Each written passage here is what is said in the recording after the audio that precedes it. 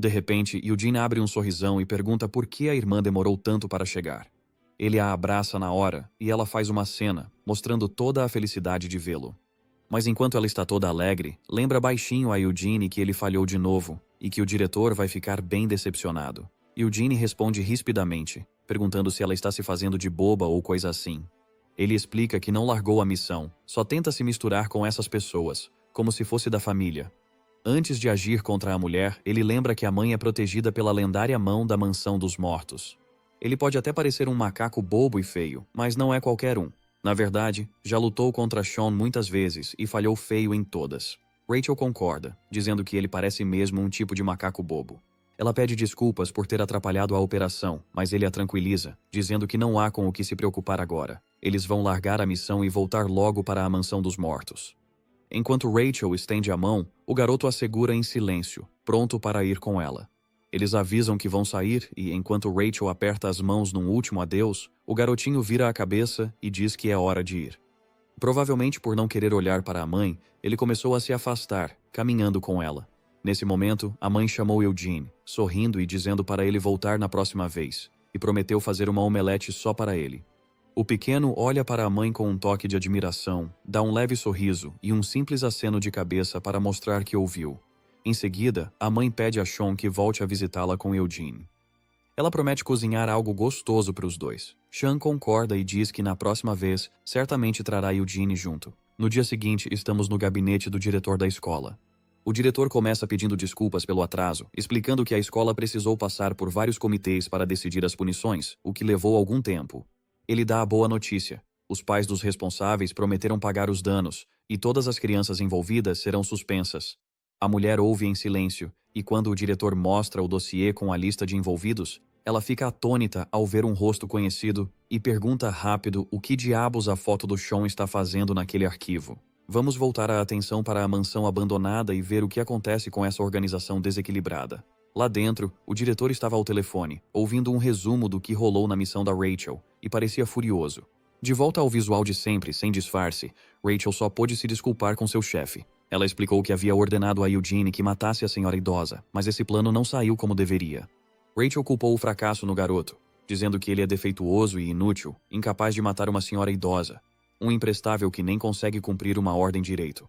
O diretor interrompeu o desabafo furioso de Rachel, conduzindo a conversa para o que ele realmente queria ouvir. Ele já havia dado a ordem para recuperar Eugene e deixar a velha em paz, e ainda assim ela perdeu o controle e ordenou que o garoto eliminasse a pobre mulher. Na visão do diretor, é Rachel quem está falhando em cumprir direito às ordens da mansão, e o senhor realmente não vai querer desobedecer esse homem. Ela insistiu que a única coisa em que falhou foi recuperar Sean. No entanto, o diretor valorizava muito as promessas, não importava a quem fossem feitas. Esse era o princípio dele. Com um olhar enlouquecido, o diretor pregou que, diante de Deus, deveria haver só fé e confiança. Todo o resto é heresia. No entanto, ainda há boas crianças sem fé. Ele não teve outra escolha a não ser criar a medida de controle chamada os 3 princípios. Portanto, Rachel deve se lembrar das consequências de eventos descontrolados e inesperados do passado. Ordens, princípios e promessas. Essas são as regras absolutas da mansão dos mortos. Ao ouvir a pregação da diretora pelo telefone, Rachel. A fé de Rachel se fortaleceu, mas ela ainda se preocupava com a recuperação de Sean. Eles não podem desistir tão fácil.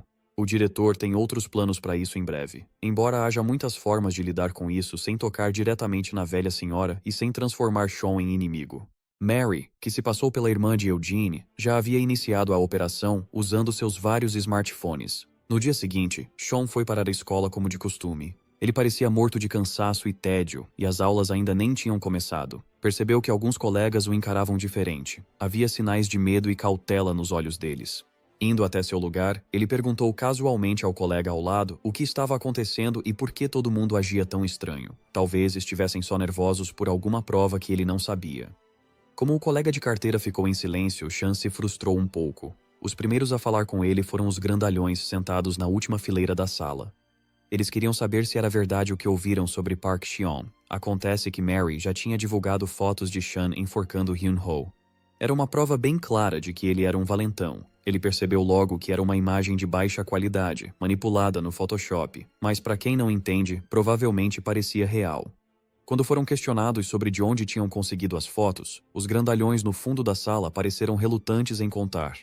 Depois de alguns segundos, os três abaixaram a cabeça para pedir desculpas, admitindo que estavam errados. Nesse tempo todo, circulavam rumores de que Park Cheon tinha espancado Joseph e feito dele seu subordinado. Esse boato ridículo já tinha se espalhado pela escola inteira. Diziam que Joseph tinha pavor de Cheon. Havia até relatos de que ele era amigo de criminosos. Eles tinham todas as fotos para comprovar isso. E essas fotos estavam passando dos limites. Diziam que Cheon tinha ordenado que Joseph se encarregasse daquele garoto, Hyun-ho, desde o começo. Ouvir esse último boato fez seu estômago revirar. Sobre o que essas pessoas estão falando agora? Ele negou com firmeza qualquer envolvimento na tragédia que Hyun-ho viveu, mas ninguém acreditou nele. E assim, o nome dele foi arrastado pela lama em apenas uma única noite. Por mais que ele quisesse negar as acusações, ninguém acreditava nele. Isso também chamou a atenção do pessoal errado. Como aqueles brutamontes grandalhões na última fileira, eles empurravam e acotovelavam as pessoas em volta do Cheon, tentando agradar o novo figurão da área.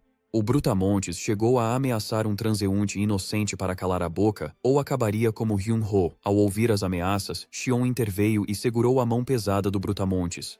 Cheon riu, disfarçando como se tentasse esconder seu envolvimento. Em seguida, convidou aquele desgraçado grandalhão a sair para contar a verdadeira história do que aconteceu. Os outros colegas de classe estavam claramente com medo e enojados com as palavras e o comportamento dele.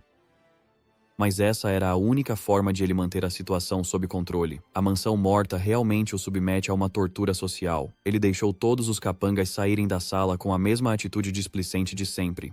Assim que se afastaram o suficiente, a sala de aula irrompeu em discussões baixas sobre o comportamento de Park Cheon. Com o ataque à sua imagem em andamento, Cheon teve de faltar às aulas de hoje para buscar mais informações. Ele ficou com um grupo de marginais nos fundos da escola. Ele descobriu que todos receberam as imagens manipuladas no chat do grupo mais cedo, hoje cedo, antes das aulas.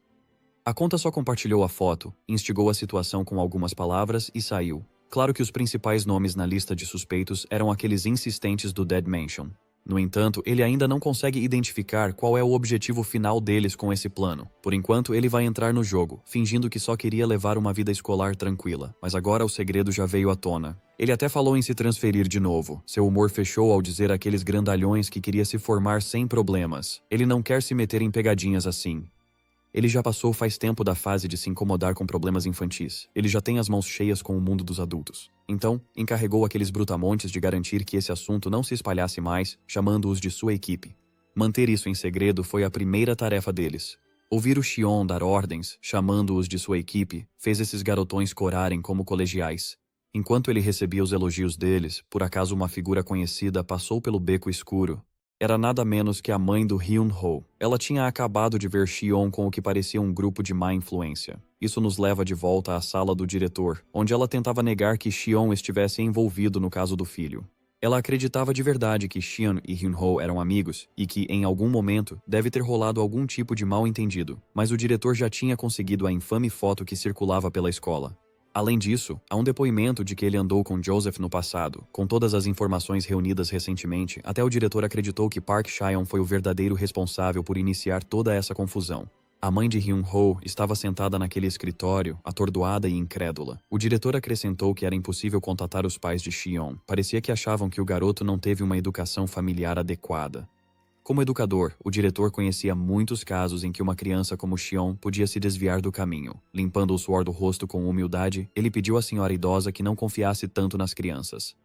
Enquanto isso, Cheon ainda não via o panorama geral. Ele só esperava que os rumores se acalmassem e, com o tempo, sumissem. Aqueles caras bombados têm um lado bem inocente. Eles foram facilmente manipulados e viraram subordinados dela. Quando ria sozinho, Chan notou algo estranho por perto. Parou de rir e perguntou à figura escondida no beco se o nome dela era Mary. Ela apareceu com um sorriso largo. Achou que estava se escondendo muito bem, então não esperava ser descoberta tão rápido. Como conselho profissional, Chan pediu que ela eliminasse o cheiro forte de café antes de sair numa missão secreta. Isso também aconteceu da última vez, na frente da casa do Hyun-ho. Mary ficou bem chocada ao saber que o lendário Sean conseguia sentir até um cheiro leve de alguém de tão longe. De certa forma, era quase assustador. Sean aproveitou para perguntar qual era a dela e o que ela ganhava ao deixar a vida dele ainda mais complicada. Mas ela sabia que aquele jovem gostava da adrenalina disso tudo. Ela até viu a pose de durão que ele fez para aqueles brutamontes no beco escuro. Sean se encolheu um pouco, sem esperar estar sob uma vigilância tão intensa. Mary quis perguntar como era ser visto como o maior valentão da escola. Sean perdeu a paciência. Ficar sob um holofote tão negativo não era a cara dele. Ele já era popular desde o começo, mas ela não falava disso. Ela queria saber o que ele achava dos olhares frios e duros dos colegas, olhares cheios de traição e desprezo por trás. Mary queria mesmo saber se Sean gostava disso. Acostumado aos personagens malucos da mansão, Sean manteve a calma e confirmou se era ela quem estava por trás daquelas fotos. Ele admitiu que servia para o propósito, mas ainda era um pouco grosseiro demais para o gosto dele. Ela criou uma arma perfeita, boa o bastante só para enganar o público em geral. Mary admitiu que, com o prazo apertado e poucos recursos, teve de se contentar com algo mais rudimentar. Tudo o que Sean ouvia eram desculpas. Erguendo devagar os olhos com um sorriso de deboche, ele se virou para Mary e disse: arranhar. O sorriso da jovem não sumiu, mas a mão dela foi para dentro da bolsa numa rapidez sem precedentes. Sean imediatamente pulou para o lado. Sua bolsa levou 3 tiros, disparados pela arma convenientemente escondida dentro da bolsa de Mary. Ele acabou se escondendo atrás de paredes de concreto enquanto tentava acalmar Mary. Isto era a Coreia. Eles não podem simplesmente sacar uma arma quando querem. Além disso, a mansão devia resgatá-lo, não matá-lo. Quando perguntaram o que Mary faria se ele fosse atingido, ela apenas riu e alegou que Sean conseguiria lidar facilmente com todo esse poder de fogo, sem problema algum. Mas, na opinião dela, a lenda de Sean deveria simplesmente morrer. Ela achava melhor simplesmente descartá-lo, sem gastar mais recursos para resgatá-lo. Ao entrar no beco escuro, longe dos olhares curiosos do público, Mary jogou fora, casualmente, a bolsa danificada. Ela agora se esgueirava com uma Glock na mão. Sean ocultou sua presença, deixando a jovem avançar mais fundo na escuridão até encontrá-lo. Quando achou que era o momento certo, Sean saltou sobre Mary, tentando arrancar a arma da mão dela. O aperto dele era tão forte que a jovem mal conseguiu mexer a arma. Com as 2 mãos, ele jogou Mary contra a parede ao lado, esperando sacudi-la o suficiente para que ela largasse a Glock. Mas a moça era dura. Ela sabia minimizar os danos do impacto e, mais importante, sabia revidar. Mary ergueu as pernas e puxou uma lâmina escondida sob a saia. Era só uma faca pequena entre os dedos, mas a experiência em usar uma arma tão furtiva a tornava letal. Sean protegeu de imediato as áreas vitais, mas teve que aguentar o ataque súbito de Mary. Seus olhos estavam o mais lúcidos possível, enquanto ele se movia sem desperdiçar gestos. Ele perguntou se era só isso. Talvez a mansão morta esteja mesmo morta agora, se isso é o melhor que conseguem. Sean acabou por estrangulá-la. Afastando a arma com um golpe, ele imobilizou a jovem no chão frio e duro da rua, mantendo-a presa com uma mão e cerrando o punho com a outra. Mary provavelmente nunca esperava ser derrotada tão rápido. Em vez de se desesperar, ela se virou com um sorriso maroto no rosto. Quando o assunto era ser derrotada, Mary discordava. Isso ficou claro na hora, quando uma voz familiar tirou Sean do seu transe assassino. Era a mãe do Hyun-ho. Ela havia acabado de conversar com o diretor sobre o Xion, defendendo o nome dele. Agora, o jovem estava do lado de fora, na rua, erguendo-se sobre uma garota, aparentemente prestes a levantar o punho contra ela. De repente, a pobre mãe já não sabia em que acreditar. Aquele jovem educado devia ser amigo do filho dela. Então, por que agia como um marginal? Mary podia até estar caída no chão, mas tinha o sorriso de alguém bem satisfeita. A mãe de Hyun-ho enfim perguntou a Park Xion se tinha sido ele quem machucou seu filho. Xion logo ficou sério, percebendo como sua posição podia parecer para quem não conhecia o contexto da tentativa de assassinato. Mary, porém, não ia deixá-lo explicar mais nada. A jovem dramatizou seu sofrimento, levantando-se do chão e chorando enquanto implorava a mãe de Hyun-ho. Como elas se conheciam um pouco, a mãe perguntou o que exatamente estava acontecendo entre Mary e Xion. Por mais que tentasse duvidar das palavras dela, não conseguia. Quando a mãe gritou com ele, chamando-o pelo nome completo, Xion ficou atônito. Sua obediência tornava impossível contrariar as palavras dela. Quando ela ordenou que ele ficasse exatamente onde estava, não teve outra opção além de obedecer, então não ousou se mexer nem um centímetro. Cerrando o punho de frustração, lembrou que a ordem dos pais do grupo A era total. Mary começou a colocar ideias tóxicas na cabeça da mãe. Naquele dia, ao levar Eugene de volta para casa, o corpo da criança estava coberto de hematomas, e eles não queriam falar dos ferimentos. Segundo Mary, a criança continuava insistindo que foi o irmão Xion, lembrando daquela vez em que ela pegou Xion lutando com o garoto. Como Xion deu a desculpa de que estavam só fazendo exercícios matinais, não foi difícil para a mãe de Hyun-ho ligar os pontos. Também havia a avaliação do diretor e o depoimento a respeito da ligação de Sean com Joseph. Mary prosseguiu dizendo que apenas queria perguntar a Sean o que realmente havia acontecido, mas o jovem acabou perdendo a cabeça e, no meio disso, a agrediu. Sean naturalmente negou essas acusações o máximo que pôde. A desconfiada Mary ria dele por dentro. Talvez não lhes fosse permitido tocar na nova mãe de Sean, mas havia muitas formas de chegar até ele sem ameaçar violência. Sean tentou ao máximo convencer a mãe. Disse que Mary era mentirosa, mas só levou um tapa seco no rosto. Ficou sem palavras. A mãe dele tinha acabado de bater nele. Pelos princípios, tudo o que a mansão dos mortos precisa é fazer a responsável atual desistir do Sean por conta própria. Naquele momento, era exatamente isso que ela fazia. Enquanto a idosa, irritada, continuava a mostrar decepção e raiva, Sean temia as próximas palavras. Por fim, ela disse para ele nunca mais voltar. Jamais. Esse foi o golpe final. Tudo saiu como Mary havia planejado. Ela era um verdadeiro gênio. Quando ela estava prestes a entrar na próxima fase de seus planos, um rosto familiar disfarçado se revelou. Seu passo era largo e firme. Ela transmitia um ar de confiança e controle. Não era outra senão a irmã Rachel disfarçada de mamãe. Era hora de ela intervir e assumir o papel de uma mãe aborrecida com um filho problemático. Erguendo os óculos, ela soou como uma mãe exausta que já não conseguia lidar com as travessuras de uma criança sem jeito. Quando ela disse a Sean que já era hora de ir para casa, o jovem ficou visivelmente abalado. Ele não queria voltar. Na mansão dos mortos, o diretor exibiu seu sorriso nojento ao telefone, mostrando os dentes adornados de joias. Ele acabara de receber atualizações sobre o sucesso na recuperação de Sean. Ele elogiou Mary pelo excelente trabalho. O tarado ficou tão empolgado com a ideia de sua maior arma voltar que as pernas perderam toda a força. Ele se ajoelhou diante de uma pintura do Senhor e agradeceu aos céus por atenderem às suas preces. O diretor atribuiu todo o sucesso a Mary e às suas ideias distorcidas. Ela tomou uma decisão à altura da sua posição como a melhor estrategista da mansão dos mortos. Modesta apesar dos elogios, Mary insistiu que só fez o que o diretor queria e que continuaria fazendo assim. Quando o velho tarado começou a falar sem parar sobre a lenda da mansão dos mortos finalmente voltar para casa, e Sean enfim se juntar de novo às fileiras deles, o humor de Mary piorou. As próximas ordens eram voltar o mais rápido possível, e ela aceitou a tarefa sem alarde. Do outro lado da sala estavam a irmã Rachel e a arma sem paz, Sean. Eles estavam ocupados comendo pizza, sorvete, macarrão apimentado e todo tipo de comida boa. Rachel comentou que os gostos deles eram parecidos quando o assunto era comida, sabendo muito bem que Sean só comia o que ela mandava. Olhando melhor, essa freira demoníaca estava, na verdade, forçando-o a comer pizza de abacaxi com sorvete de menta. Se me perguntar, isso era pior que tortura. Essa era a maneira de Rachel garantir que Sean rompesse sua ligação com aquele pai acidental. Como antes, ela tinha controle total sobre as ações do jovem. Ela tinha certeza de que a Dead Mansion finalmente poderia retomar a posse da sua estrela. Enquanto isso, Sean quase implorava por leite para aliviar a ardência que ainda persistia na boca.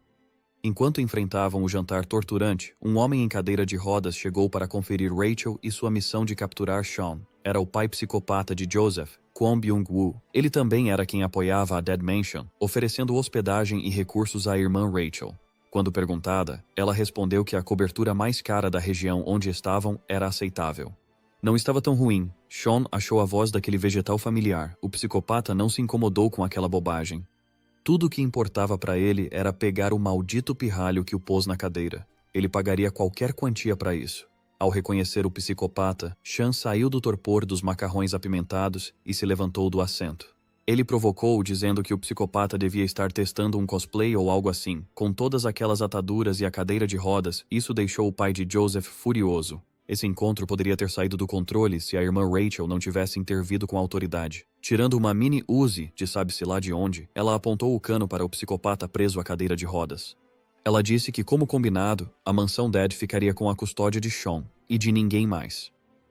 Em troca, a organização não tocaria em Joseph. Essa era a condição do acordo deles. O psicopata se virou e assegurou a ela que estava ciente dos detalhes. No fim das contas, era apenas negócio. Antes de sair, o psicopata acrescentou que Sean não era o único de quem ele buscava se vingar. Como isso não lhe dizia respeito, a irmã Rachel deu sinal verde para que o psicopata lidasse com a vingança contra outras pessoas como bem entendesse. Sentada diante de Sean, Rachel provocou. Se aquele psicopata matasse a mãe de Hyun-ho por vingança, a mansão Dead não faria nada para retaliar. É verdade, a organização prometeu não encostar na senhora, mas também nunca concordou com uma missão de proteção. Ao perceber que a mãe de Hyun-ho poderia estar em grave perigo sem qualquer tipo de proteção, algo dentro de Sean foi despertado. Ele imaginou o que ela fazia naquele momento. Talvez estivesse preparando com cuidado aqueles lanches deliciosos para vender. Um cliente se aproximou da barraca e pediu um dos famosos bolinhos de arroz dela. O cliente ainda acrescentou alguns salgados fritos ao pedido. Assim como Sean pensava nela, ela também pensava no rapaz. Ela via um jovem ansioso para fazê-la se sentir melhor no momento mais difícil da sua vida. O cliente atirou dos pensamentos ao acrescentar alguns kimbaps deliciosos ao pedido. Ela não conseguia afastar da mente aquele jovem doce. Por que haveria fotos dele aparentemente mexendo com Hyun-ho? Acreditando naquelas informações suspeitas ao redor, ela tentou se convencer de que aquele jovem era só um garoto mau. Ele foi o bandido que mandou o filho dela ao hospital. Distraída com tudo o que se passava na mente, a senhora idosa acabou cortando o dedo sem querer. Ela deixou a faca cair no chão, pois o choque do ferimento a fez se encolher de dor.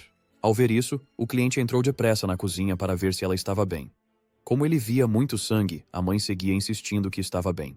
Com lágrimas nos olhos, ela assegurou ao cliente e a si mesma que logo pararia. O senhor cliente se acalmou ao ouvir isso. Então esse desgraçado começou a tirar uma faca escondida do bolso.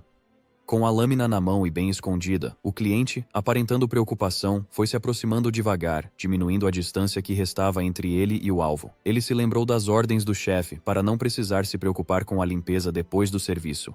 Ele só precisava se aproximar sorrateiramente da idosa e matá-la, e a empresa parceira cuidaria de tudo depois. Mas havia um pequeno problema. A mãe do Hyun-ho acabou de atender uma ligação. Ela deve ter recebido uma notícia enorme, pois seus olhos se arregalaram em choque ao ouvir o que a pessoa do outro lado disse. Então, ela se virou depressa e correu para fora da loja. Ela nem viu a faca do homem. Só disse ao cliente para comer à vontade, de graça.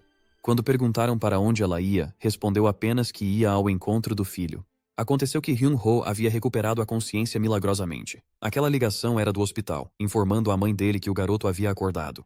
Médicos e enfermeiros entraram às pressas no quarto do hospital para avaliar o estado de Hyun-ho. O menino parecia reagir, mas ainda era bem difícil para ele falar. O médico aconselhou que ele pegasse leve e parasse de se esforçar tanto. Quando perguntaram se ele lembrava de algo antes de se machucar, o jovem olhou para o teto e respondeu, sério, que sim. A última coisa de que ele se lembrava era de ter gritado com a mãe e de ter se sentido um idiota por isso. Ele se lembrava dela ali, parada e humilde, pedindo desculpas por ter feito algo gentil pelo seu menino enquanto ele estava inconsciente. Ele só conseguia pensar em como estava errado por tratar a mãe com tanto desrespeito. Tudo o que queria era pedir desculpas. Então, enfim, as lágrimas começaram a cair. Vivendo essas emoções avassaladoras, Hyun-ho parecia ter voltado a ser uma criança, desesperada pela mãe. Ele sentia muita falta dela e se sentia muito mal por como terminou a última conversa entre eles. Como se tivessem combinado, a mãe dele irrompeu no quarto. Ainda estava corada e exausta por ter corrido até o quarto de hospital do filho. Ela abriu caminho entre médicos e enfermeiros. Ela só tinha olhos para o filho. Os profissionais de saúde ao redor dela finalmente notaram o sangue nas mãos. Na verdade, era bastante. Hyun-ho segurou a mão ensanguentada dela e pediu desculpas com a maior sinceridade que conseguiu reunir. Ele ainda não estava totalmente bem da cabeça, mas só queria dizer à mãe que tinha errado. Ele estava tão absorto nos próprios problemas que acabou ferindo a mãe no caminho. Ouvir aquelas palavras de um filho que ela achava que nunca mais acordaria deixou a senhora tomada por todo tipo de emoção. Perto da porta, o assassino enviado pelo psicopata ainda seguia a pobre senhora. Ele ligou para o chefe, informando que a mãe e o filho estavam no mesmo lugar. Eles podiam dar um jeito nos dois juntos quando surgisse a chance, mas o chefe ordenou interromper a operação. O psicopata sorriu ameaçador enquanto fazia uma mudança de planos. De volta à cobertura, a irmã Rachel surtava e destruía os móveis ao redor. Nada escapava da fúria dela. Sua boca sangrava enquanto segurava a submetralhadora. Ela estava praguejando como se alguém tivesse lhe feito uma injustiça. Isso porque ela era aquela psicopata. O pai de Joseph ousou sequestrar Sean, quebrando o acordo deles. O psicopata acabara de bolar um plano bem mais empolgante. Ele poderia cuidar pessoalmente de Hyun-ho e da mãe dele bem diante dos olhos de Sean. Voltando a alguns dias atrás, fomos ao centro de empregos Tigre Branco, onde sempre há trabalhadores disponíveis para contratar. Lá dentro, a irmã Rachel estava inquieta com a missão. Ao lado dela, estava o garoto Eugene. Os dois estavam tensos. Enquanto estavam sentados no sofá, esperando alguma novidade, foram recebidos por uma bela funcionária do escritório, com um sorriso simpático. Na mão, ela trazia 3 xícaras de café, para si e para os convidados.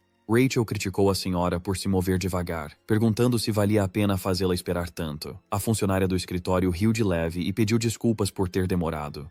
Ela explicou que o mercado e a sede da construtora Byung-Woo estavam um caos, por conta de tanta coisa que precisavam acertar depois que a Rachel fez uma confusão enorme.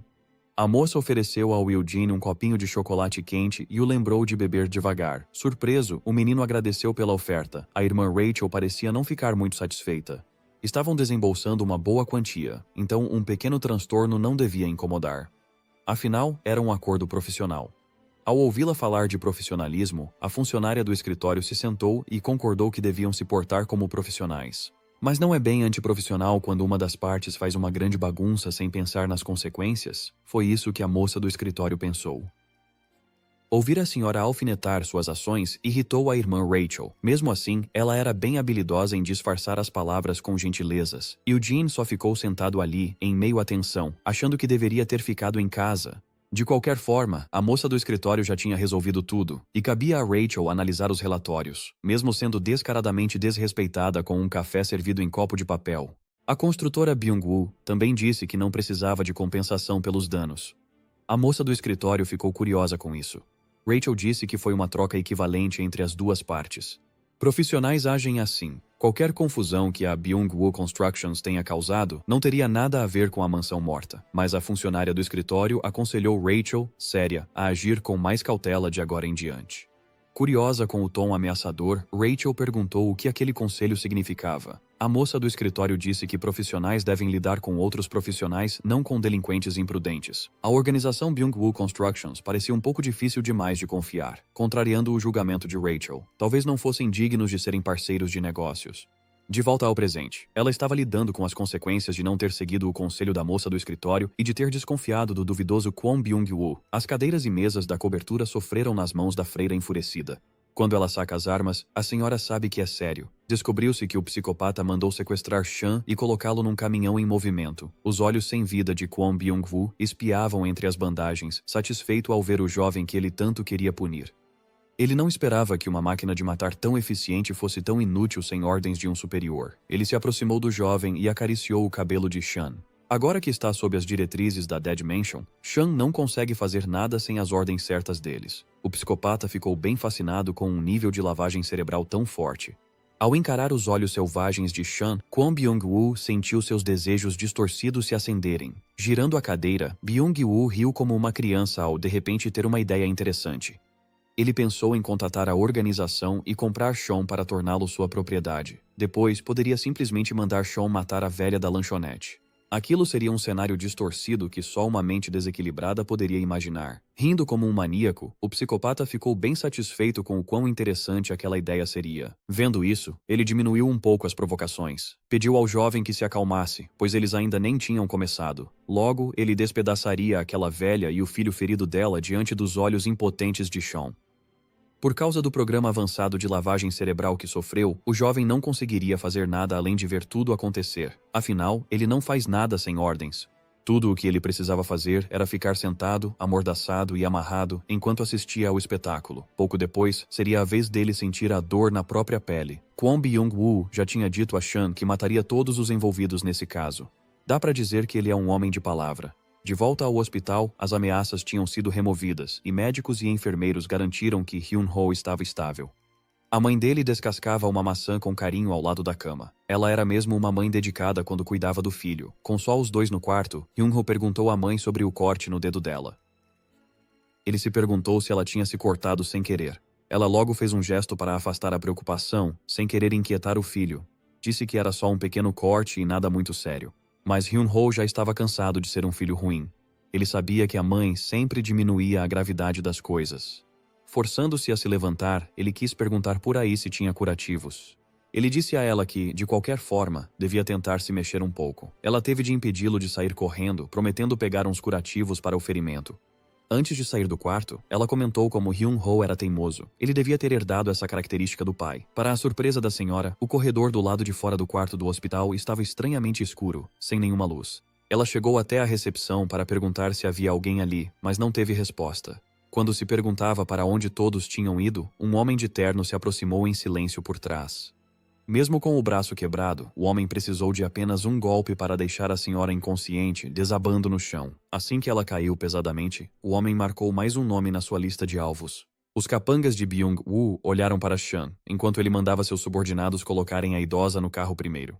O capanga mais velho ficou intrigado com o fato de que Chan, o jovem que podia facilmente desmantelar uma organização poderosa com muita segurança, não conseguia fazer nada sem receber ordens. A porta do quarto de hospital de Hin-ho se abriu de forma brusca e impaciente. Ele achou que a mãe dele tivesse voltado depois de demorar tanto, mas o que ele viu foi um homem ferido entrando em uma cadeira de rodas. Kwon Byung-woo parecia louco como sempre enquanto se desculpava por ter demorado tanto para entrar no quarto. Ele estava animado para finalmente ver como Hyun-ho era. Ele aguardava ansiosamente ficar frente a frente com o jovem que seu filho quase matou. Sem saber quem era aquele sujeito, Hyun-ho ficou inquieto e assustado conforme mais homens de terno entravam no quarto. Byung-woo se apresentou naturalmente como pai de Joseph. Ele fixou o olhar na perna quebrada de Hyun-ho, notando o estrago que Joseph causou ao pobre rapaz. Byung-woo achou lamentável tanta violência. Estendeu a mão para tocar o gesso do jovem, comentando como aquilo devia doer. Foi por isso que ele tentou ensinar ao filho indisciplinado que eficiência é a chave de tudo. Ao deixar uma testemunha do crime quase viva e bem ferida, Byung-woo teve que intervir e fazer todo o trabalho sujo de novo. Ao finalmente perceber que a árvore era pior que o fruto, Hyun-ho ficou paralisado na cama, com o medo dominando sua mente. A poucos metros do hospital, uma mulher de calças de couro justas admitiu, contrariada, que a moça do escritório do Centro de Empregos Tigre Branco estava certa. A irmã Rachel admitiu que não devia ter trabalhado com aqueles desgraçados pouco profissionais numa missão tão crítica. Na mão, tinha uma arma de tirolesa. Ao dispará-la, o ruído mínimo quase não despertou a suspeita dos homens dentro do quarto do hospital. Isso não importava. Afinal, ela nunca foi do tipo que prefere uma operação silenciosa e lenta. Deslizando pela tirolesa até o ponto de extração, a freira sorriu como se estivesse se divertindo muito. Usando o embalo da descida pela tirolesa, Rachel chutou as janelas para abri-las, sem parar até que seu pé acertasse um dos delinquentes de terceira categoria. A essa altura, a freira enlouquecida só estava gritando sobre seu querido Chan e a repugnante traição da mansão morta. Kwon Byung-woo não se surpreendeu com a entrada bombástica de Rachel. Ele sempre soube que ela viria atrás do garoto dourado. Ver a irmã Rachel abrir caminho por fileiras e mais fileiras de gangsters era impressionante. Ela era muito habilidosa em enfrentar vários homens sozinha. A cada esquiva precisa, feriu o próximo alvo desavisado, neutralizando-o com eficiência. Ao balançar a lâmina para rasgar a carne de um homem, ela não pestanejava. Seu sorriso só crescia. Depois de eliminar rápido, sem impedimentos, os capangas de Byung-woo, a irmã Rachel enfim foi agarrada por um deles. Ele não parava de gritar que a tinha capturado, e os rapazes logo se prepararam para atacar. Rachel ficou estranhamente calma ao perguntar se ele gostava tanto assim de abraçá-la por trás. Com seu sorriso perturbador de sempre, Rachel acertou a nuca no rosto do homem que a segurava. Foi um jeito fácil de se soltar. Ao se libertar, o massacre continuou, e mais gangsters de terno tombavam sem vida no chão do hospital. O corpo dela inteiro era uma arma. Levar um chute da freira maluca era sentença de morte. Percebendo que talvez tivessem chegado perto demais do perigo, Byung-woo ordenou a seus homens que pegassem Hyun-ho primeiro e o transferissem para o próximo destino. Enquanto seguiam o plano, uma cadeira de rodas motorizada fazia toda a diferença. O psicopata derrapava e zigue-zagueava, disparando para fora do quarto. Eles foram para sabe-se lá onde, enquanto Rachel seguia derrubando todos, um a um. Com um leve tom impaciente, ela perguntou para onde aqueles bandidos tentavam ir. Ela não ligava para esses desgraçados, só queria ver Sean de novo. O único que restava para enfrentá-la agora era o capanga de braço quebrado. Assim que ele estalou os dedos, ainda mais bandidos surgiram de vários quartos do hospital. Pareciam criminosos calejados, que não pegariam leve com uma mulher sozinha. A irmã Rachel olhou em volta e percebeu que tinha caído numa armadilha. Da esquerda à direita, homens com grandes lâminas a cercavam. Será que ela conseguiria abrir caminho por toda essa gente e se colocar em segurança? Vamos descobrir. Ela não conseguia compreender por que tinham reunido tantos bandidos para ajudar. Eles pareciam um monte de baratas invadindo o corredor. Tinha até um que escolheu como arma a icônica motosserra. Depois de acelerá-la, o som sinistro do motor tomou os corredores. Rachel ergueu as mãos e admitiu que ficou impressionada por eles terem trazido ferramentas de massacre tão interessantes. Como eles foram gentis o bastante para mostrar algo interessante, era justo que ela também mostrasse suas ferramentas. Por ferramentas, ela se referia às muitas armas escondidas sob o casaco. Com uma submetralhadora em cada mão, ela apontou as Uzis para os gangsters desafortunados. O dedo rápido de Rachel no gatilho despejou uma chuva de balas enquanto ela provocava os bandidos a irem até ela, se conseguissem. Até os homens mais corajosos hesitariam em avançar ao ver seus companheiros morrendo no chão, sangrando com ferimentos de bala. O sujeito da motosserra ainda estava vivo. Ele não se mexeu nem um centímetro desde antes. Rachel controlou tudo com eficiência ao fazer o que fez. Caos. Como parecia que ela queria brincar com armas, os capangas entrariam na brincadeira. Ele fez isso ao trazer Sean para fora de onde estava escondido, para assistir. Escondido atrás dos outros gangsters, o capanga atirou com o braço que parecia quebrado. O tiro acertou a irmã Rachel na coxa, causando sangramento intenso. Ela não parecia machucada. Se fosse para dizer algo, parecia ainda mais irritada. O capanga astuto, na verdade, usou o braço quebrado falso para esconder uma arma de fogo no gesso, esperando uma chance assim. Por fim, largando a farsa, ele garantiu a Rachel que o próximo disparo seria na cabeça dela. Ao ouvir a ameaça, algo dentro de Sean se ativou. Forçando-se a tirar a mordaça, ele perguntou aos capangas se ele tinha mesmo ameaçado matar Rachel, antes de perceber o que estava acontecendo. Um borrão já avançava na direção do braço direito de Byung-woo. Sean neutralizou com eficácia os 2 brutamontes que o mantinham em cativeiro de uma só vez, e por fim, desferiu um direto violento no rosto do braço direito, derrubando os óculos dele. Isso não era para ter acontecido. Sean deveria ser um refém inútil caso não fossem emitidas novas ordens. O que eles não levaram em conta foi o fato de que, naquele momento, ele pertencia à própria Dead Mansion. Os capangas tinham acabado de ameaçar matar um treinador da Dead Mansion, e isso acionou um dos 3 princípios. Pelo terceiro princípio, Sean agora podia classificar cada bandido neste corredor como uma ameaça à própria organização. Com nada além de raiva em seus punhos, ele jurou romper a situação atual e cumprir o seu dever. Os bandidos agora encaravam a arma mais mortal da Dead Mansion, codinome Sean. Sean avançou, seguindo o terceiro princípio e classificando os capangas como uma ameaça à mansão morta. Agora, tinha justificativa para abrir caminho à força. O captor tentou tolamente imobilizar Sean e puxá-lo de volta para impedir que ele escapasse como um rato. Porém, apesar da diferença de tamanho, a tentativa de agarrá-lo foi repelida. Sean contra-atacou com um golpe direto e brutal no rosto, soltando alguns dentes. Foi tão feio que o bandido acabou com um defeito na fala. Sean ainda jogou sal na ferida ao chamar o bandido sangrando de bebê por chorar pelos dentes, e para garantir deu mais um soco. A última parte do combo foi uma marretada na cabeça, esmagando o crânio do idiota, enquanto ele despejava uma chuva de balas nos capangas que tentavam se aproximar. Rachel analisava Sean, sem nenhum responsável por perto. Ela não sabia ao certo por que Sean revidava. De algum modo se iludiu, achando que Sean agia só por ela, por preocupação.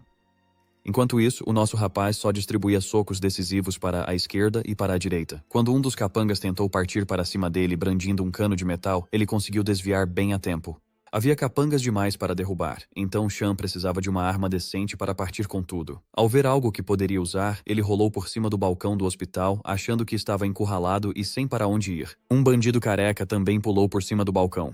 Mas, assim que ele enfiou a cabeça, deu de cara com a ponta afiada de uma seringa. Sean enfiou a seringa nos olhos do careca. Mas aquilo foi só o começo. Sean pegou as injeções do balcão e disse aos pacientes para terem paciência. Afirmou que o que viria a seguir seria bem doloroso. Saltando por cima dos capangas, ele disparou uma chuva de injeções com precisão. Ele chamou aquilo de hora da vacinação. Enquanto os gangsters se apressavam para tirar as agulhas do corpo, Sean acelerou ainda mais. Ele começou agarrando o rosto de outro desgraçado e batendo a cabeça dele no chão. A força e a brutalidade deixaram os outros gangsters atônitos por um instante, fazendo-os sacar as armas. Isso foi até que um bandido ousado gritou para todos saírem da frente, acelerando uma motosserra. Buzzcut entrou querendo partir o garoto ao meio. Com um sorriso assustador no rosto, Sean saiu dali na hora, fingindo estar desconcertado com aquela arma de filme de terror. Ele procurava uma curva fechada que o tirasse de vista por um segundo. Quando Buzzcut fez a mesma curva, deu de cara com uma maca vindo em disparada e caiu no chão. Esse truque quase fez a cabeça do Sean ser cortada ao meio, mas o alcance da motosserra não deu. O Buzzcut ficou atordoado com a mudança súbita. Amarrá-lo com força na maca também não ajudou. Sean perguntou a Buzzcut como ele pretendia usar a motosserra enquanto empurrava a maca. O destino deles era o grupo de gangsters que vagava pelos corredores do hospital. Parecendo um louco, curtindo sua arma de tortura improvisada, Sean empurrou a maca com toda a força. O minuto seguinte foi tomado por gritos horríveis e pelo som da carne sendo rasgada. No fim, Buzzcut estava quase sem reação. Ele desmaiou no meio do caminho enquanto cortava vários de seus amigos com uma motosserra. Sean não conseguia acreditar que seu Pochita tivesse quebrado tão fácil. Brincando, pediu a Buzzcut que ficasse acordado, pois ainda tinha muitas perguntas. A principal era onde estava a mãe de Hyun-ho. Ele ficaria feliz em esfaquear um homem nas bochechas para conseguir respostas. Rachel se aproximou, impressionada por ele ter limpado um lado do corredor tão rápido. Os que não morreram com a motosserra disparando fugiram, então não foi tão divertido. Sean cogitou perseguir os gangsters por causa da mãe do Hyun-ho. Rachel se opôs veementemente. Ela não veio aqui para resgatar uma senhora idosa. Ela veio porque esses amadores malditos tentaram sequestrar Sean, uma propriedade da mansão dos mortos. O próprio Sean lutou direitinho e usou seus poderes para protegê-la. Com Sean livre e o inimigo disperso, seria lógico que eles encerrassem tudo e voltassem para a mansão. Sean mudou o tom, ajoelhou-se sobre um joelho e proclamou que fez o que fez não pela mansão, mas por Rachel. Ele fez questão de enfatizar que estava agindo em nome da freira esquisita. Envolvendo um curativo lentamente e com delicadeza ao redor dos ferimentos de Rachel, ele continuou fingindo ser o produto impecável e leal. Com essa ideia, ele incentivou Rachel a ajudar a matar e aniquilar a ameaça que ousou feri-la. Assim, eles poderiam mostrar ao mundo o que acontece se ousarem encostar em uma instrutora falecida da mansão. O agente adormecido instável, Rhys, era bem eficaz. Rachel fazia quase tudo o que ele pedia, naquele momento. Por dentro, Sean só esperava que aquela pequena encenação funcionasse. Rachel armou a Uzi dele e Sean preparou o punho para esmagar alguns gangsters. Longe do hospital, a mãe de Hyun-ho abriu os olhos e viu uma cena horrível. À sua frente, o rosto remendado e mumificado de Byung-woo a encarava, como se fitasse sua alma. Mas, para surpresa dela, o maníaco foi educado e pediu desculpas por tê-la assustado. Ela, claro, entrou em pânico, e ele suspirou ao explicar que teve que tomar medidas drásticas para esclarecer o que estava acontecendo. Ao ver as carteiras e cadeiras da escola, ela finalmente percebeu que estavam numa sala de aula. E não era qualquer sala. Era a sala dos filhos dos dois. Ela estava sentada na carteira do filho, olhando para baixo. Não conseguia acreditar em tanta crueldade. Na carteira do filho, havia mensagens de ódio rabiscadas por toda a superfície, direcionadas a Hyun-ho. Byung-woo agiu como se estivesse horrorizado com a crueldade das crianças, como se seu filho não fosse o principal culpado. Ele também explorou ao máximo o papel de pai aleijado e machucado. Byung-woo retirou todas as bandagens e se apresentou formalmente como o pai de Joseph. Ele exibiu de propósito o rosto recém-ferido para colocar a culpa naquele maldito garoto. Com isso, ele obviamente se referia a Park Shi-on. Olhando pelas janelas, com um ar abatido, insistiu que seu filho também era vítima de Park Shi-on. Confessou que Shi-on tinha colocado ele e seu filho na terrível situação em que se encontravam. Como se não tivessem começado a briga, Byung-woo continuou dizendo à mãe de Hyun-ho que Shi-on era responsável por todos os casos de bullying e que tinha incriminado seu filho, Joseph.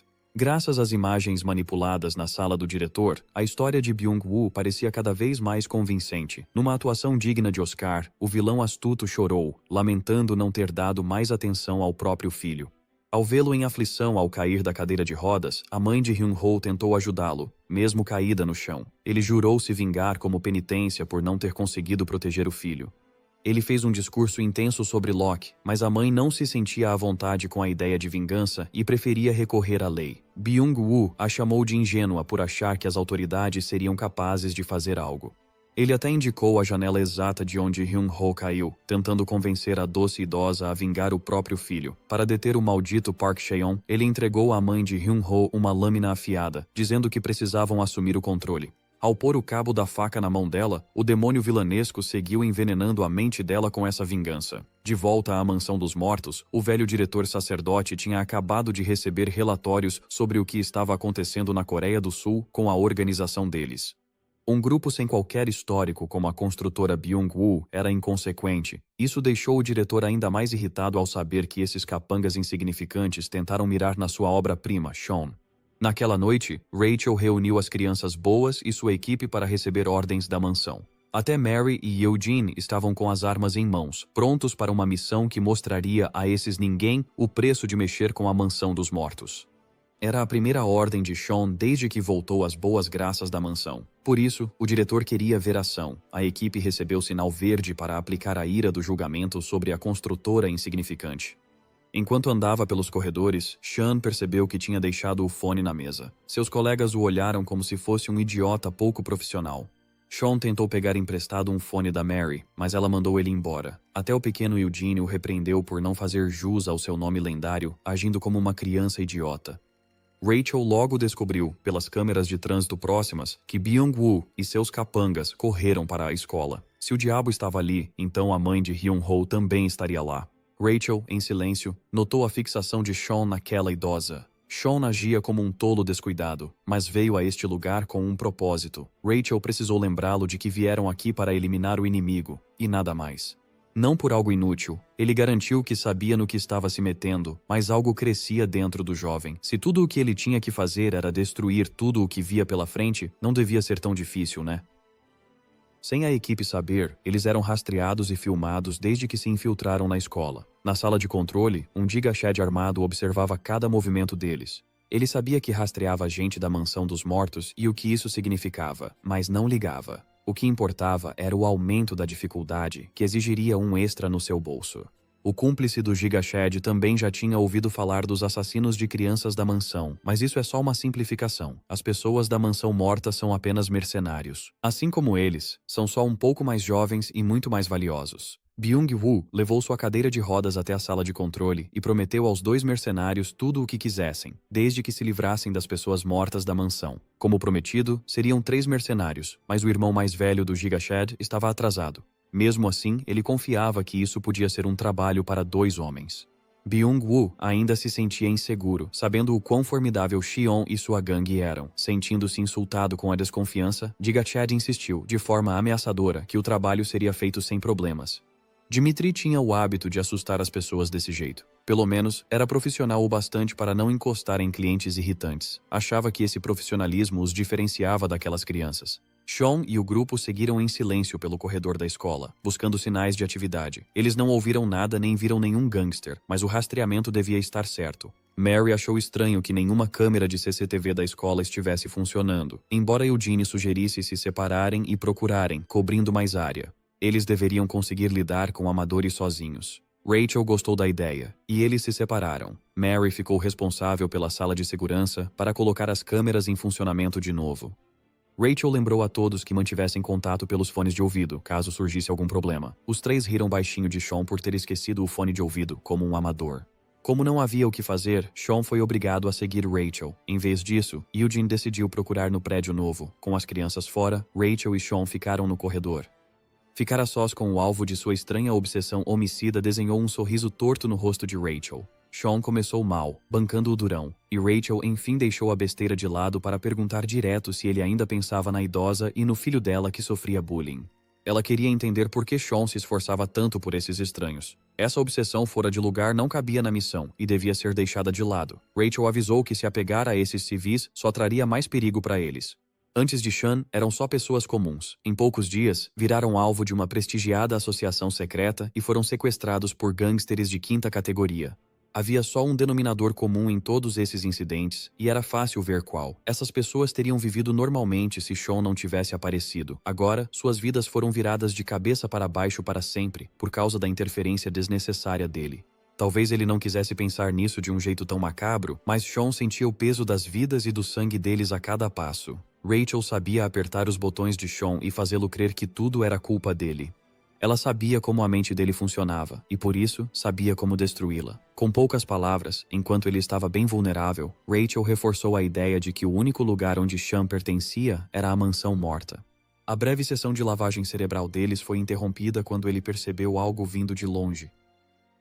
Ele empurrou Rachel para o lado, e ambos desviaram de uma bala que vinha em sua direção. O atirador ficou impressionado com os sentidos de Sean, que detectaram o disparo oculto. Pela reação de Rachel ao ver o atirador, parecia que ela o conhecia. Como vimos, Dmitry Medvedev era o segundo em comando de uma unidade russa de mercenários chamada Barefoot. A última vez que se encontraram foi 2 anos antes, numa missão em Vladivostok. Dmitry jogou no chão o corpo inerte de Mary que ele carregava. Jurou que só a sacudiu porque ela zumbia sem necessidade. Rachel olhou para o mercenário com veneno nos olhos. Dmitry admitiu que gostava de Rachel, mas missão é missão. Ela levantou sua Uzi e ele só apontou a pistola para Mary, exigindo uma postura profissional e não emocional diante da situação. Dmitry sugeriu abandonar a missão e deixar isso para lá. Assim que Rachel saiu com ele, sem hesitar, xingou aquele cachorro mulherengo e puxou o gatilho várias vezes. Dmitri se jogou rápido para se proteger, desviando da primeira rajada. Correndo por baixo dos balcões, se reposicionou para ter um ângulo melhor. Ele revidou alguns disparos, mas não acertou Rachel. Ela parou atrás de uma cobertura e recarregou as duas armas ao mesmo tempo. Não esperavam encontrar o Barefoot, então tudo ficou bem mais complicado. Presa em um tiroteio cruzado intenso com o mercenário, Rachel seguiu dando bronca em Sean por tê-la arrastado, uma idosa inocente, para esse mundo perigoso. Olhando ao redor, ela viu que Sean já tinha sumido. Enquanto recarregava a arma, Dmitri seguia dando em cima de Rachel. Não adiantou. O mercenário achou que alguns tiros no corpo dela bastariam para deixá-la inconsciente. Sean, que tinha se esgueirado até uma parede perto de Dmitri, ironizou que ele não tinha habilidade para derrotar Rachel. Logo os dois entraram em combate corpo a corpo armado. Os 3 primeiros disparos foram bloqueados só ao desviar o braço de Dmitri. Sean avançou mais, mantendo a arma fora de alcance. Com todo o peso do corpo e o impulso focados num único ataque, o punho dele acertou o rosto do mercenário. Dmitri aguentou o golpe como um campeão, embora tenha elogiado Sean por ter uma pancada mais forte do que a daquela moça alegre. Lambendo o sangue que escorria do nariz, Dmitri encontrou um oponente à altura e ficou muito empolgado. Veja, os mercenários russos da Barefoot eram guerreiros notórios. Eles tinham um teste de admissão cruel, que eliminava os fracos do jeito mais russo possível. Os candidatos eram largados na imensidão selvagem da Sibéria, descalços, e eles tinham que sair vivos depois de caçar algo na natureza selvagem. Essa tradição sangrenta lhes deu o nome. Quem passava na prova desumana era aceito nos Barefoot. Dmitri aqui caçou um urso no teste dele, por isso não foi surpresa que ele não tenha sido afetado pelo soco do Sean. Quando Sean ainda relembrava seu suposto soco bem dado, o punho de Dmitri também acertou seu rosto. O ataque o jogou para longe. Dmitri estava acostumado a lutar com ursos até a morte, então um soco pequeno nunca seria suficiente para derrubá-lo. Quando estava prestes a terminar o serviço, ele enfim percebeu que a arma em sua mão tinha sido desmontada. A única chance que Sean teve foi no meio do golpe que levou, e mesmo assim, ele conseguiu tirar a arma de cena com facilidade. Agora Dmitri entendia toda a comoção em torno das crianças mortas da mansão. Sean ainda não sabia como superar a diferença física entre eles. Sacando outra arma do coldre, Dmitri mirou atrás da cobertura de Sean. Tinha um tiro limpo, mas precisou se esquivar quando Rachel apareceu e atirou nele. Dmitri provocava Rachel em tom brincalhão enquanto voltava sorrateiro para a cobertura. Se ela visse ao menos o topo da cabeça dele, Rachel prometeu fazer 3 novos buracos nele. O mercenário brincou que ouvir aquelas ameaças fazia seu coração palpitar. Por algum motivo, poderia ter sido um fácil 2 contra 1, mas Dmitri tinha reforço. Rachel quase foi atingida pelos capangas de Byung-woo. Agora, com proteção adequada e poder de fogo, aquela turma irritante voltou e ela também foi obrigada a se esconder. Mary também recobrou a consciência e tinha dificuldade de falar com clareza por causa dos ferimentos. Por fim, conseguiu dizer que outro mercenário rondava a escola. Foi rápido, mas ela conseguiu ver o outro sujeito nas câmeras. O mercenário punk de cabelo azul foi ao novo prédio da escola. Lá dentro, ele chamou o pequeno Eugene para brincar de um jogo. Pressentindo o perigo, o garoto logo se preparou para agir, se fosse preciso. O mercenário de cabelo azul seguiu agindo como um sujeito amigável, com um sorriso aberto, enquanto abria o zíper da enorme bolsa. Dmitri não se orgulhava de depender de reforço. Ele preferia eliminar os alvos por conta própria. Sean já havia se recuperado o suficiente para ficar de pé e dizer a Rachel que fosse até Eugene, pois o garoto certamente estaria em perigo diante de outro mercenário. Sobre o enorme matador de ursos, Sean queria enfrentá-lo de igual para igual, num duelo 1 contra 1. Queria devolver todos os golpes que tinha sofrido até ali. Rachel tentou dissuadir Sean dessa ideia imprudente, mas os gangsters lá fora, com as armas em punho, tornaram impossível intervir. Por sorte, aqueles idiotas não sabiam atirar, então a pontaria era péssima. Irritada, Rachel revidou e eliminou todos os capangas no caminho. Os atingidos morreram ou ficaram gravemente feridos, enquanto os ilesos ficaram assustados demais para revidar. Sean estava decidido a enfrentar Dmitri sozinho. Ele estava decidido a provar que seu título lendário não era só fachada. Rachel enfim cedeu e levou a Mary ferida para fora do salão. Ela correu, derrubando os perseguidores como se estivesse jogando no modo zumbi. Dmitri não gostou nada disso. Ele estava bem interessado na Rachel. Sean aproveitou a breve distração e acertou um gancho no rosto. Dmitri aguentou o golpe e armou o punho para revidar. Era um direto monstruoso, capaz de abrir um buraco em alguém. Por sorte, Sean reagiu rápido e desviou. Dmitri não gostava de ser interrompido, principalmente quando tentava conquistar uma gata como a irmã Rachel. Sean tinha dificuldade para lidar com o brutamontes. Golpes mortais. O melhor que ele fazia era aparar, mas Dmitri era experiente. Sabia lidar com defesas fracas. Ele sempre podia usar a diferença de força bruta para virar a balança a seu favor. Sean conseguiu erguer a guarda no último ataque, mas o soco, misteriosamente, fez seu braço sangrar com um ferimento enorme. O mercenário pegou a arma que tinha desmontado e enfiou o metal na própria carne. Sean insultou o grandalhão por ainda usar truques mesquinhos, apesar do tamanho, mas numa luta até a morte, tudo vale. Ele preferia o termo estratégia. Sean disse que usar truques tão mesquinhos era o motivo de Rachel nunca brincar com Dimitri. No começo, o grandalhão ficou ofendido, mas depois se impressionou com a provocação de Sean. Mesmo assim, dava para ver que chamar sua atenção o irritava. O mercenário. Sean acabou acertando um ponto sensível nos nervos de Dimitri. Ele gostava muito da Rachel. Gostava tanto dela que largou os truques e avançou contra Sean como um trem de carga, pronto para despedaçar o garoto. Como sempre, Sean manteve os olhos bem abertos e aparou o primeiro golpe.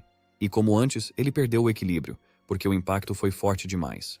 Desta vez, deixou 2 canetas cravadas no braço de Dimitri. Estavam bem fundas, e o sangramento era grave. Ainda assim, isso era brincadeira de criança para o mercenário veterano. Isso só o deixou ainda mais irritado. Com a raiva veio um aumento de velocidade com o qual Sean teve dificuldade, enquanto o grandalhão o perseguia com os punhos cerrados. Sean lançou a jaqueta para bloquear a visão de Dimitri. Quando o grandalhão a afastou, Sean já tinha sumido. Perto dali, ele notou uma porta que deveria estar fechada, mas estava entreaberta, e se trancou lá dentro. Dimitri lambeu os lábios como um predador caçando a presa. Sean se escondeu em algum escritório que encontrou. Enquanto lamentava a decisão de enfrentar sozinho um monstro russo, ele se perguntou por que uma criatura dessas viria a um lugar tão discreto. Mas já sabia a resposta. Foi culpa dele. Tudo o que aconteceu foi por culpa dele. Elementos vis seguiam vindo para este lugar por causa da sua presença. Talvez ele realmente fosse responsável por arruinar a vida normal de pessoas comuns. Talvez a técnica de lavagem cerebral da Rachel fosse forte demais para se livrar dela. Ainda assim, essa situação desamparada e sem poder deixou Sean com raiva. Não era uma raiva barulhenta, mas uma raiva assustadoramente calma. Dimitri chutou a porta, querendo acabar com esse jogo. Sean ignorou o grandalhão espalhafatoso ao se levantar e aceitar que Rachel tinha, em parte, razão. Se ele não tivesse vindo até aqui, não haveria um mercenário de elite fazendo estragos num campus de ensino médio. A família de Hyunho também estaria bem. Sean aceitou que ajudou a fazer tudo acabar assim, mas isso só alimentou ainda mais seu desejo de pôr fim a esse caos com as próprias mãos. Ele não podia só ficar sentado, se esconder e chorar porque estava doendo. Dimitri sentiu a mudança na aura do jovem e parou com as brincadeiras na hora. Sabendo que precisava acabar logo, Dimitri avançou com a faca de combate. Sean desviou com calma, sem desperdiçar um movimento, e revidou a altura ao quebrar o braço de Dimitri, literalmente invertendo o cotovelo do grandalhão. Ele mal viu as mãos que quebraram seu braço, de tão rápido que foi. Com a ameaça da faca neutralizada, Sean usou a perna de Dimitri de apoio para se impulsionar. Ele escalou o gigante e, por fim, cravou o joelho com força no nariz do mercenário. Pela primeira vez, ele podia ser quem chamasse o grandalhão de idiota. O golpe foi firme e certeiro, mas Dimitri era um osso duro de roer. Por fim, ele reconheceu o nome de Sean, demonstrando respeito por um oponente formidável. O nariz dele sangrou, e ele sentiu um gosto estranho ao encarar a versão focada de Sean. Vamos voltar 2 anos, na infame missão de Vladivostok, quando Dimitri foi contratado para ficar de prontidão do lado de fora de uma fortaleza. Claro, ele recebeu um bom pagamento pela missão, mas era só um motorista com pompa. Isso o irritava ainda mais, pois buscava pequenos moleques no meio da noite. Ao ouvir as reclamações dele, Rachel o corrigiu por chamar as crianças de pestinhas. Ela preferia dizer que eram seus anjinhos, as boas crianças da mansão dos mortos. Elas eram produtos perfeitos. Dimitri era bem mais inexperiente e bruto naquela época. Ignorando o motorista, Rachel mandou as crianças sob seus cuidados entrarem no veículo, uma por uma, antes da explosão. Quando o jovem Dimitri estava prestes a perguntar sobre toda aquela história de explosão, a grande fortaleza atrás dele irrompeu em chamas. Enquanto ele olhava para a fortaleza em fogo, Rachel o apressou e mandou que fosse logo para o banco do motorista. Ele fez o mesmo e perguntou se a Rachel tinha causado a explosão. Ela simplesmente respondeu que aquilo era fruto do trabalho duro das crianças. Ela se virou para as crianças e perguntou se a viagem tinha sido educativa. Eles confirmaram com firmeza. Em seguida, vieram as críticas. David errou vários tiros, provavelmente por algum defeito na arma. Rachel pediu que ele mantivesse a arma em ótimo estado. A atuação da Amy precisava melhorar um pouco, pois ela tendia a murmurar as falas quando a tensão aumentava. O Tom deveria ser o cara da Covid, mas dava para ouvir seus passos ao entrar furtivamente. Sobre o Ed, Rachel mandou ele jogar fora os doces que pegou na sala de reuniões, porque profissionais não devem deixar rastros. Ouvindo todas aquelas críticas ridículas, Dimitri riu de tão absurdo que aquilo soava. Justo quando ia acender um cigarro, Rachel estreitou os olhos e o impediu, quebrando o cigarro. Ela insistiu que o fumo passivo faria mal às crianças. Rachel ficou bem decepcionada ao notar que o irmão mais novo do líder dos Barefoot, Bare Knuckle, não parecia entender muito do setor. Quando ia protestar por estar sendo insultado, Dimitri ficou pasmo ao ver a psicopata num traje de freira de látex bem justo, enquanto prendia o cabelo. A partir daquele momento, Dimitri ficou encantado com o charme psicótico de Rachel.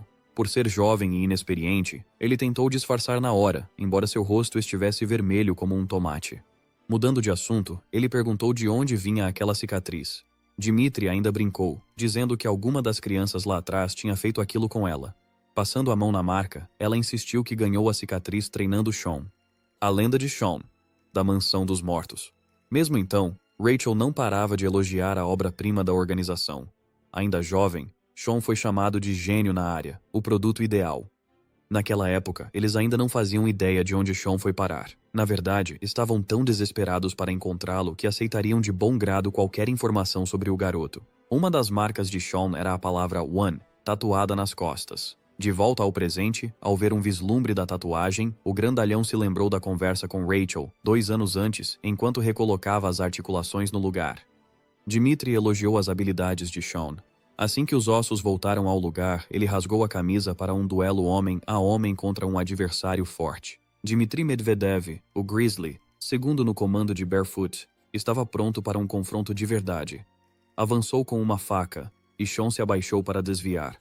O movimento forçado o deixou preso no aperto do grandalhão. Segurado firme pela nuca, Sean foi obrigado a levar uma joelhada no estômago. Cerrou os dentes, aguentando a dor, e não se mexeu. Sean deu uma cabeçada no queixo do grandalhão, deixando Dmitry atordoado por um segundo. Teve tempo de se recompor e sair do alcance da luta corpo a corpo. Infelizmente, a joelhada fraturou algumas costelas e causou muita lesão.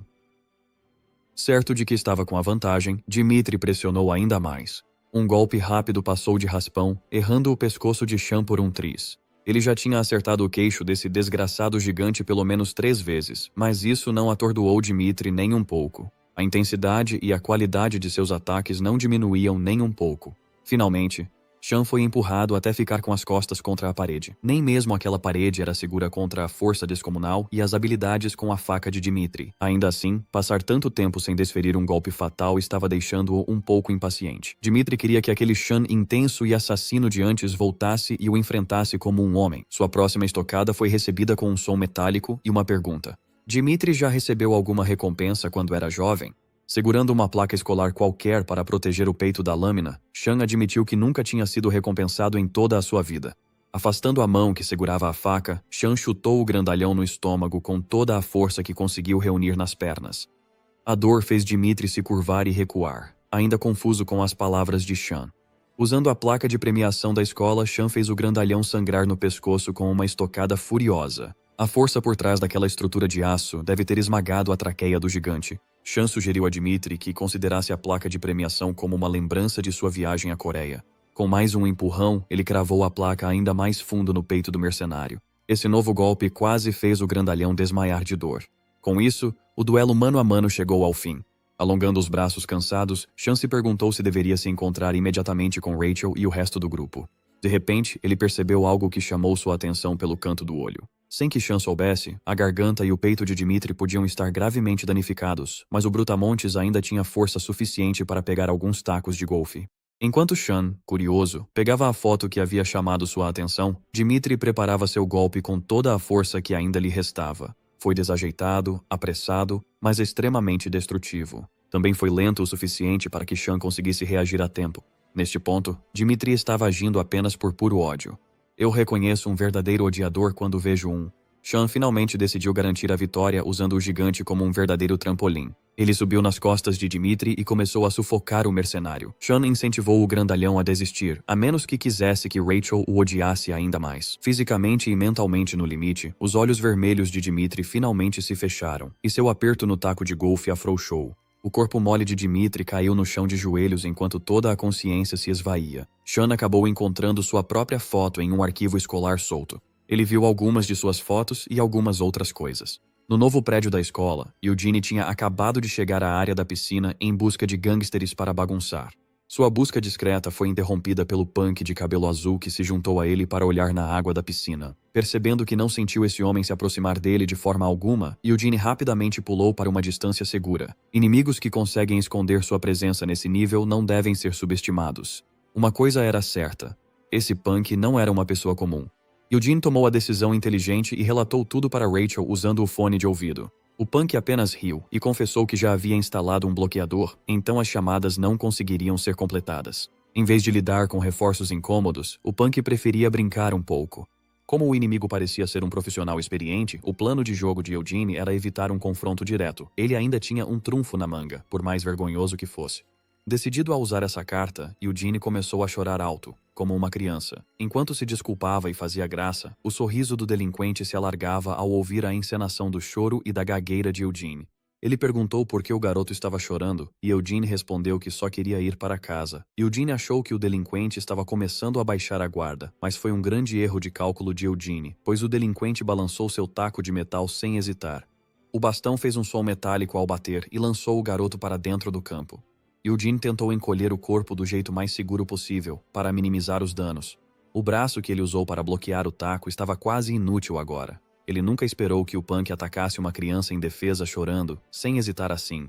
Yuri Smirnov, o novato do Barefoot, também chamado de Gopnik, era um desgraçado doente e perverso que gostava de bater em quem não conseguia se defender.